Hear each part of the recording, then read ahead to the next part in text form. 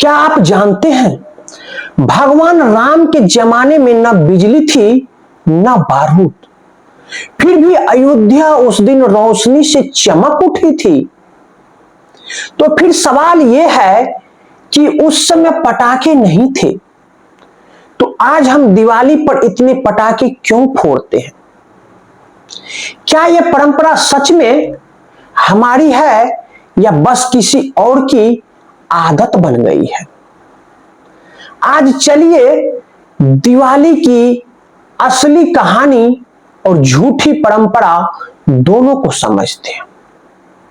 कहानी शुरू होती है त्रेता युग से, जब भगवान राम 14 साल का वनवास खत्म करके रावण को हराकर अयोध्या लौट रहे थे। तो अयोध्या के लोगों ने इतने सालों बाद अपने राजा का स्वागत करने के लिए पूरा शहर को दीपों से जगमगा दिया। उस वक्त ना बिजली थी ना लाइटिंग, सिर्फ मिट्टी के दिए।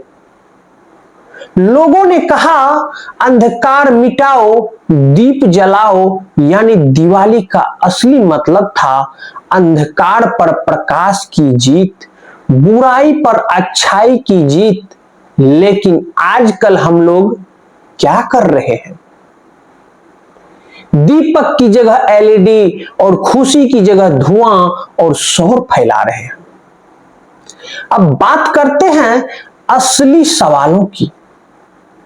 पटाखे आए कहां से? क्योंकि न तो यह हिंदू धर्म में लिखा है न किसी प्राचीन परंपरा में इसका जिक्र है। असल में पटाखों की कहानी शुरू होती है चीन से। लगभग 1000 साल पहले वहां के लोगों ने गन पाउडर यानी बारूद की खोज की। वो मानते थे कि इससे बुरी आत्माएं भाग जाती है, तो उन्होंने त्योहारों में पटाखे जलाना शुरू किया। मुगलों के जमाने में यह बारूद भारत पहुंचा।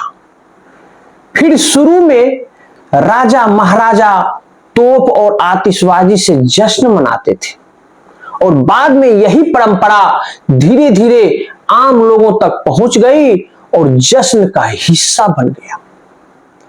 बाद में लोगों ने इसे दिवाली की खुशी से जोड़ लिया।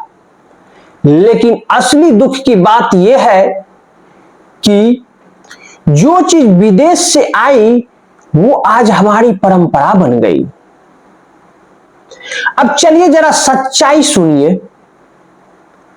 हर साल दिवाली के बाद दिल्ली, पटना, लखनऊ जैसे शहरों में हवा जहरीली हो जाती है। कई जगह तो AQI मतलब एयर क्वालिटी इंडेक्स 600 से ऊपर पहुंच जाता है, जो सीधा पर्यावरण के लिए हानिकारक होता है।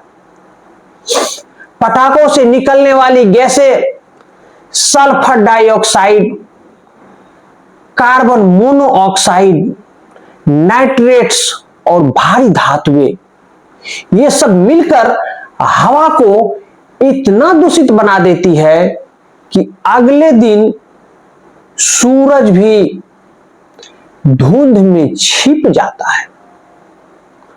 और सिर्फ इंसान नहीं, जानवर, पक्षी, बुजुर्ग और छोटे बच्चे सबसे ज्यादा प्रभावित होते हैं। कई बच्चे सांस की तकलीफ लेकर हॉस्पिटल पहुंचते हैं।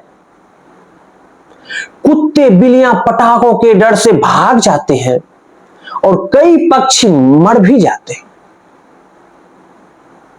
अगर आप इस वीडियो को देख रहे हैं तो उन बूढ़े, बच्चों और पशु पक्षियों के लिए तो कम से कम लाइक और शेयर कर दीजिए, जिससे कि मालूम चले उन पटाखा फोड़ने वालों को जिसने हवा में प्रदूषण फैला रहे हैं। हो सके ये वीडियो को देखकर वो भी बिना प्रदूषण फैलाए खुशियां मनाए। सोचिए, जिस त्योहार को प्रकाश का प्रतीक कहा गया, हमने उसे प्रदूषण का प्रतीक बना दिया। भगवान राम ने रावण को मारा था अंधकार और बुराई मिटाने के लिए, और आज हम उसी दिन धुआं और बम फोड़कर क्या कर रहे हैं। अब सवाल यह नहीं है कि पटाखे फोड़ने चाहिए या नहीं, सवाल यह है कि हम अपनी खुशी किस कीमत पर मना रहे हैं।